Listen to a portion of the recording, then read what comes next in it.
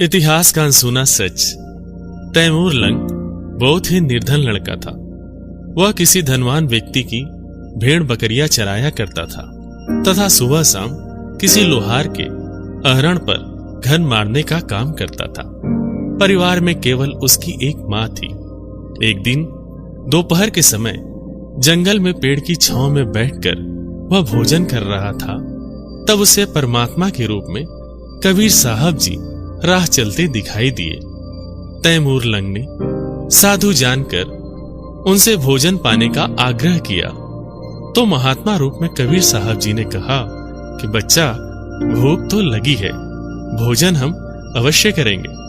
Taimur lung ने कहा, महात्मा जी, अभी तो भोजन कर लिया है, थोड़ी देर पहले आ जाते तो आपको भी भोजन मिल जाता।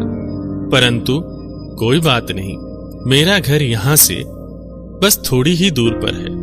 मैं घर जाकर अपनी माँ से भोजन बनवा कर लाता हूँ, तब तक आप मेरी बकरियों का ध्यान रखना। कहीं खो गई तो मालिक मुझे दंड देगा। कबीर साहब जी ने कहा कि ठीक है बच्चे, मैं तेरी बकरियों का ध्यान रखूंगा। तैमूर लंग घर जाकर माँ से भोजन बनवाया तथा माँ के साथ भोजन लेकर आया तथा कबीर साहब जी को परोसा गया। जब तक कबीर साहब जी भोजन कर रहे थे, तैमूर लंग की माँ ने प्रार्थना की कि महाराज जी, हम बहुत निर्धन हैं, कभी तो खाने को अन्न भी नहीं रहता। ऐसा उसने बार बार कहा। जब कबीर परमेश्वर जी भोजन कर कर उठे तो पास में बकरियों की बांधने की सांकल बेल पड़ी थी। उसे ही उठाकर तैमूर लंग की पीठ पर उन्होंने 7 बार मारी, फिर लात और मुक्के भी मारे। फिर कहा कि जा, मैंने तेरे बेटे को 7 पीढ़ी का राज दे दिया, और जो बाद में लात मुक्के मारे या फिर छोटे छोटे टुकड़ों में इसका साम्राज्य बट जाएगा। तैमूर लंग की मां ने सोचा कि इस महात्मा के पास खाने के लिए रोटी तक नहीं है, तो 7 पीढ़ी का राज यह कहां से देगा। इतना सोच ही रही थी कि कबीर परमेश्वर अंतर ध्यान हो गए। तो तैमूर लंग और उसकी मां ने सोचा कि जरूर यह कोई सिद्ध उक्त महात्मा थे, हमने इनके बारे में सोचकर गलत किया। कुछ दिन बाद कबीर परमेश्वर जी तैमूर लंग के सपने में आए और कहा कि जिस अहरण पर तू हथौड़ा मारता है, वह जगह तू अपने सेठ से मांग ले। तैमूर लंग ने कहा कि वह मुझे कैसे देगा, मेरे पास उसको देने के लिए पैसे नहीं है। परमेश्वर कबीर साहब जी ने कहा कि तू केवल उससे बात तो कर, बाकी का काम मेरा है।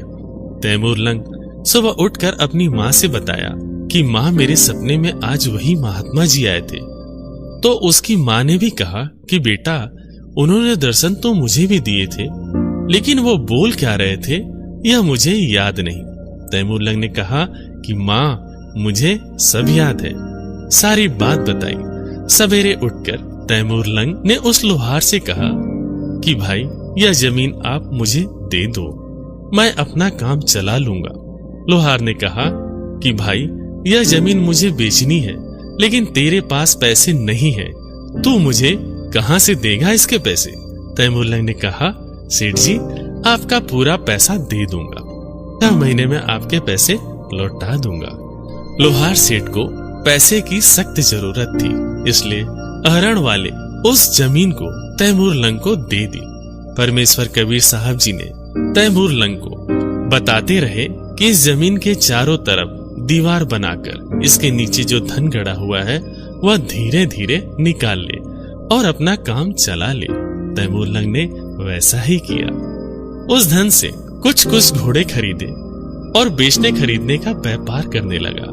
लोग सोच रहे थे कि तैमूर लंग का तो धंधे ने हाथ पकड़ लिया, यह तो निहाल हो गया, लेकिन वह तो कबीर परमेश्वर की कृपा से धनवान हो रहा था।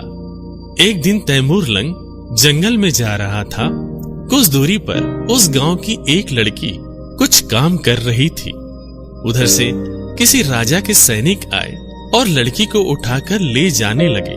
तो उस बहन ने आवाज लगाई, रे भाई तैमूर लंग, मुझे बचा ले, रे भाई तैमूर लंग, मुझे बचा ले।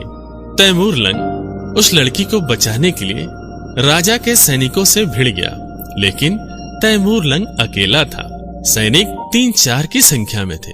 तैमूर लंग को अधमरा करके पटक कर सैनिक लड़की को उठाकर लेके चले गए। जब उसे होश आया तो उसने सोचा कि इस राजा को सबक सिखाना ही है। उसने अपने जैसे ही कुछ गांव के युवा लड़कों को इकट्ठा कर उनको लड़ना सिखाया और बदले में उसको पैसे देने लगा, जिससे और युवा लड़के आकर उसका साथ देने लगे। उनको लड़ना सिखाया, हथियार बनाना सिखाया। ऐसे करते करते उसने अपने लिए एक बहुत बड़ी फौज बना ली। समय देखकर तैमूर लंग ने उस राजा पर हमला बोल दिया। राजा के सिपाहियों ने देखा कि उन पर हमला होने वाला है, तो राजा को जल्द सूचित किया गया। राजा का मुख्य सेनापति ने देखा कि उसके सामने लाखों की तादाद में सेना खड़ी है। सेनापति ने राजा से कहा कि महाराज, हमें आत्मसमर्पण करने में ही भलाई है। राजा ने तैमूर लंग के सामने आत्मसमर्पण कर दिया। तैमूर लंग उसे मारने गया तो उसे कबीर परमेश्वर की बात याद आ गई कि जीव हिंसा नहीं करना है। इसलिए राजा की जान उसने बख्श दी और कहा कि यह राज्य छोड़कर वह चला जाए। उसने ऐसा ही किया। कुछ समय बाद दूसरे राजा के राज्य में जाकर उसे भी जीत लिया। ऐसा करते हुए तैमूर लंग ने ईरान इराक को जीतते हुए मध्य एशिया से लेकर पश्चिम एशिया तक अपना साम्राज्य स्थापित किया। उसने भारत को भी जीता और दिल्ली को अपनी राजधानी बनाई। समय उपरांत उसका तीसरा पोता बाबर को साम्राज्य देकर वह चला गया।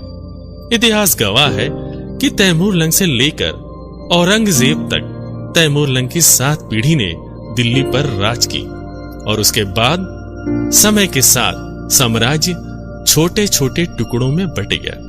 कबीर साहब जी ने निर्धन तैमूर लंग की एक रोटी खाकर उसे 7 पीढ़ी का राज बख्शीश दिया। इसलिए कबीर परमात्मा ने अपनी वाणी में कहा है कि रोटी तिमर लंग को दीनी, ताते 7 बात साही लेनी। तैमूर लंग को 7 पीढ़ी का राज देने वाले वो अविनाशी परमात्मा कबीर साहब ही हैं।